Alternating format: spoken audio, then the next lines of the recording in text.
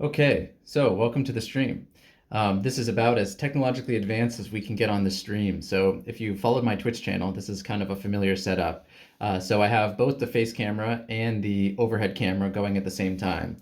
And this way I can kind of be talking about the drawing and the artwork as I'm doing it. And I also have microphone that should give better audio quality, which is great too. But let's see, I'm experimenting, as I said, with changing around the production on this series to just kind of find the sweet spot of what I like between, high production quality and something that's like a little bit more raw. But anyway, let's jump into today's topic. So today is actually talking about figure drawing. So over the weekend, I went to a 4-hour figure drawing session. I could only actually stay for about 3 hours, 3 hours and 15 minutes of it at the Art Students League of New York. And I highly recommend checking out the ASL. It's a great organization that has some just amazing instructors and artists working there, and also amazing artists that attend the courses. So if you're in New York, I recommend stopping by, and also you could drop me a line. I'm going to many of the like open figure sessions, figure drawing sessions. And so I just kind of wanted to do a little bit of a recap about the session and about my experience there, and we can go over some of the drawings that I did. So I did, as I said, I was there for about 3 hours, 3 hours and 15 minutes. And the way that the Art Students League is kind of set up is that they do the figure drawing is an incremental time period. So it starts at like 1 minute and you do about 10 1-minute poses. Then it goes to 5 minutes, then 10 minutes, and then 20 minutes. And this is like a very common setup for, figure drawing that's at a high level that's being taken seriously. And it's like a helpful structure. So the idea is that it helps you kind of work your way up. So you start with these like 1-minute quick sketches to kind of get yourself loose and get yourself warmed up. And then you move on to 5-minute, 10-minute, and 20-minute, and so on. So what I have here, one second. What I have here with me is mostly 5-minute, 10-minute, and 20-minute drawings. So I actually didn't keep any of my 10-minute drawings. They were, really bad, and just kind of like the purpose was to warm up, just kind of get loose. But what we would do is talk through some of the drawings that I did keep, which are generally of the longer poses. I will say just two things. The first one is that I was drawing like very slow, and that's because what I was trying to practice was like a little bit of the anatomy that we have been talking about. But also I was trying to practice just, getting my proportions as correct as possible, focusing on the gesture and kind of these like more higher level aspects. Like it was not as important to me to finish the drawing, to work on, massing shadows or blocking shadows. And it wasn't really important to me to like capture the whole figure. So these are kind of the ideas of some of the things that we're working on. And I thought what else we could do is like talk a little bit about some of the poses and even see like where we could fix things, or improve things on the drawing.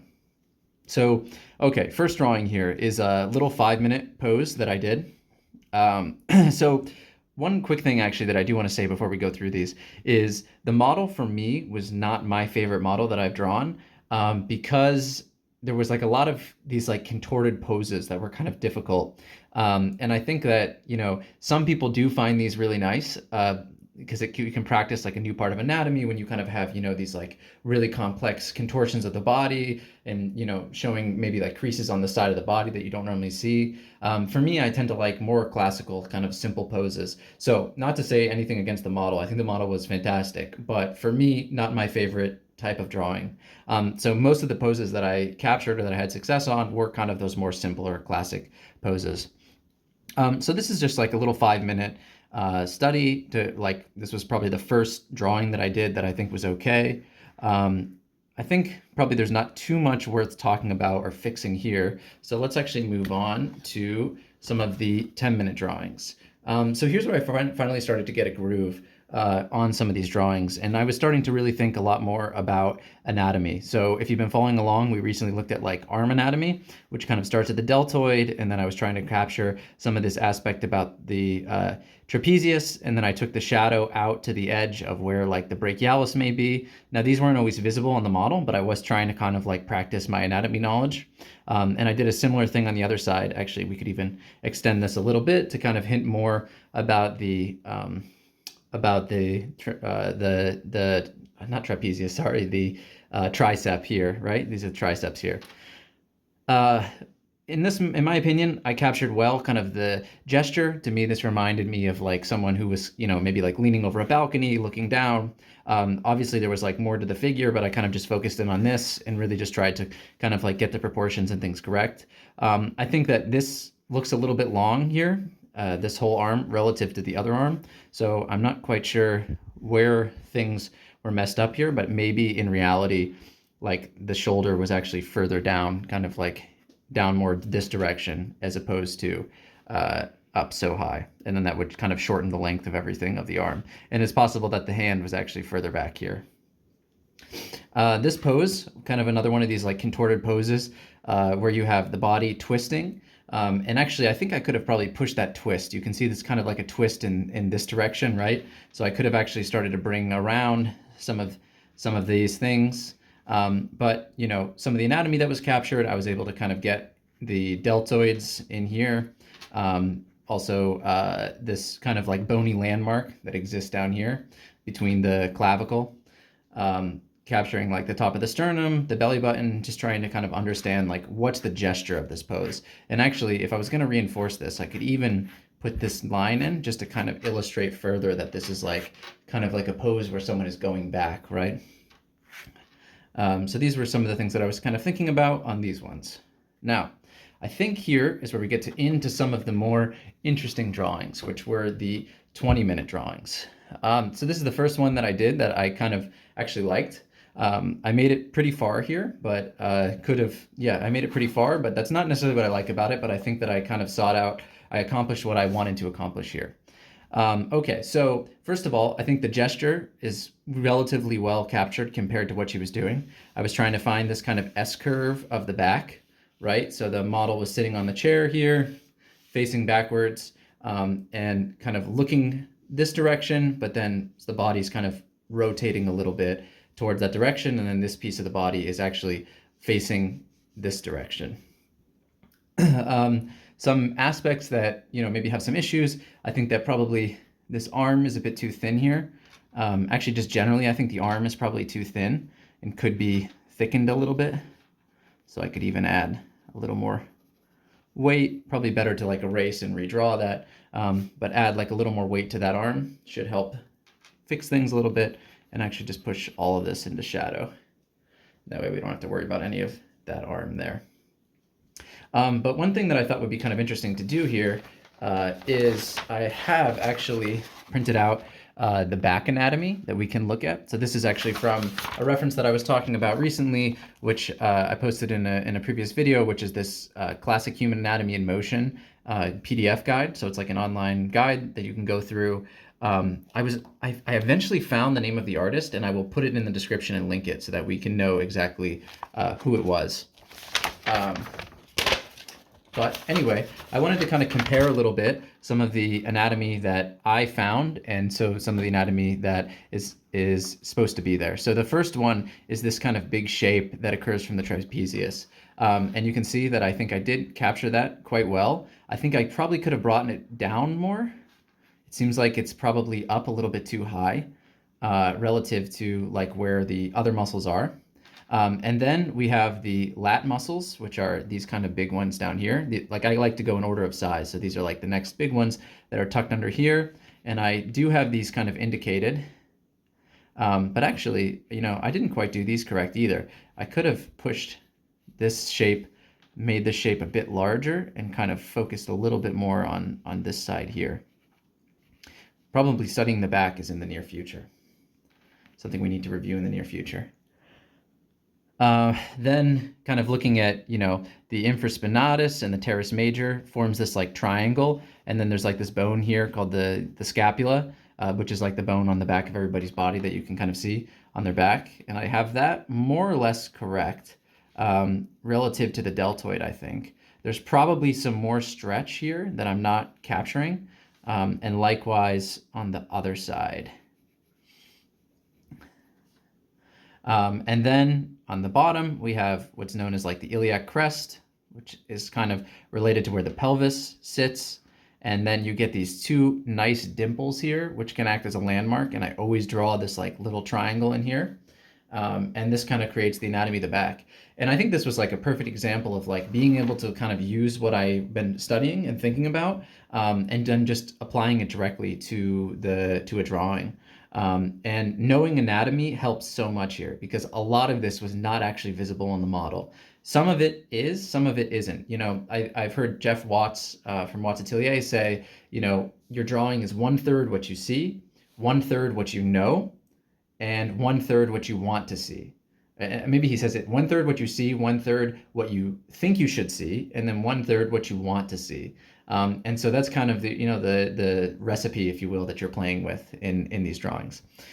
So anyway, this is one little drawing here. Here's the second drawing.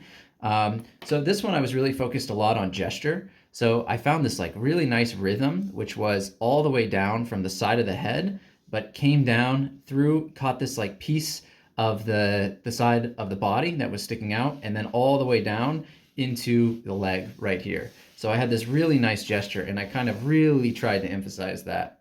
I don't think it's worth going through all the anatomy, but I was really trying to I really like this teardrop rhythm of the breasts that you can find.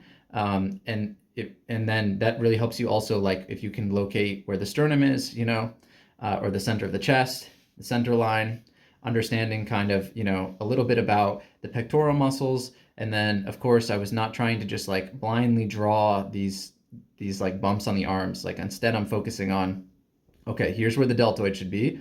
Here's where the tricep should be, and then down into the elbow. And then that on one side of the forearm, it comes in. You have that, muscle, the brachyradialis. There's also this kind of nice gesture that you can put in, like a little triangle here that's normally formed by like veins on the top of the arms.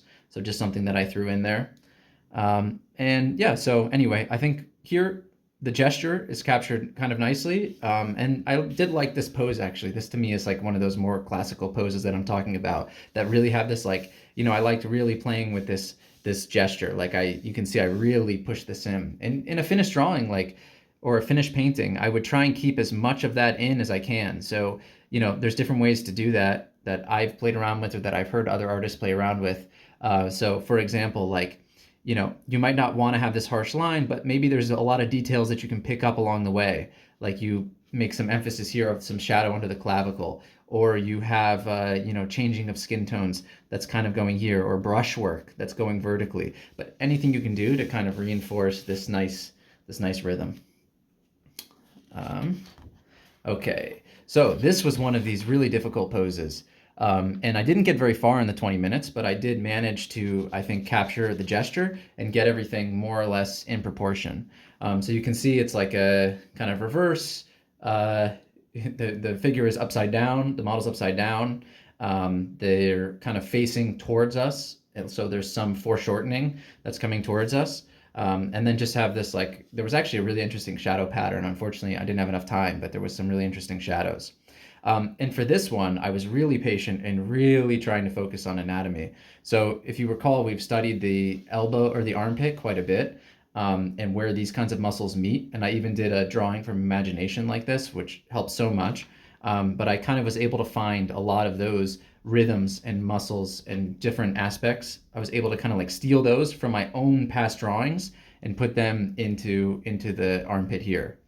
Again, on the arm, tricep, right here, then finding these rhythms. So I'm finding right down in here, you might have a little bit of the delt exposed, but then here's that, what's called the teres major, that first part of the back, and then you have the lat, and then here's where you have this, the obliques are in this area.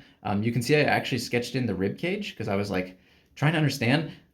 For me, the way I use anatomy is generally I'm looking at the figure, I'm looking at the model, and I can't quite figure out how they're positioned. There might be something difficult there, or how I can kind of frame this. So the first thing I did is actually I was where is the model's rib cage? How is it actually in place right now?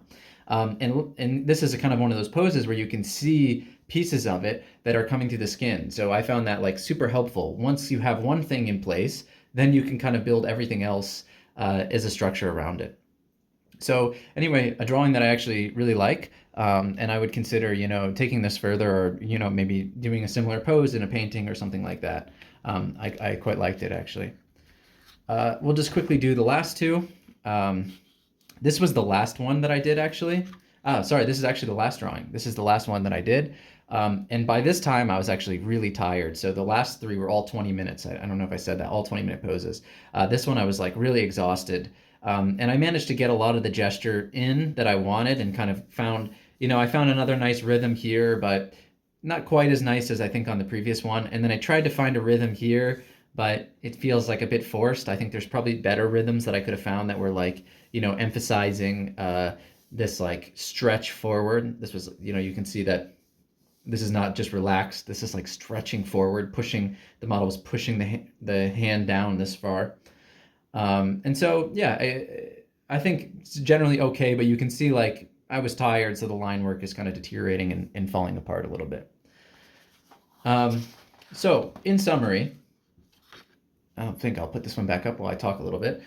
In summary, I think this was a nice time, like a nice, really nice session overall, and it was great to go back in and like, if you're anything like me, like maybe this can be some motivation. If you're anything like me, I've studied anatomy before, but constantly procrastinating it, and even returning to it now was such a drag, really. Like it's pretty boring to study anatomy.